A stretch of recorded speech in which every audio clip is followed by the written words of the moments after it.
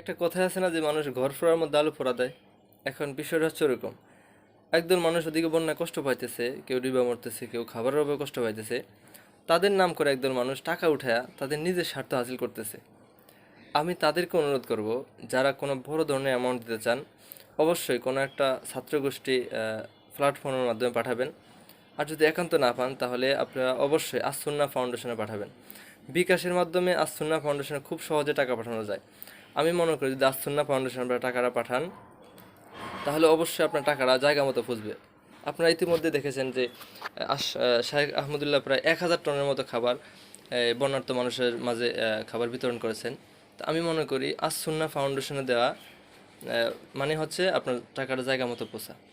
আর যদি আপনি ব্যক্তি বিশেষ দেন তাহলে মানে এখন বর্তমান জমানায় যেই মানে মানুষ বিশ্বাসঘাতকতা করে, মানুষ চুরি চামারি যেই বেড়ে গেছে আপনারা অবশ্যই দেখেছেন, তাহলে যায় কিনা সন্দেহ আছে। 10 টাকা 20 টাকা দিন ভিন্ন হিসাব।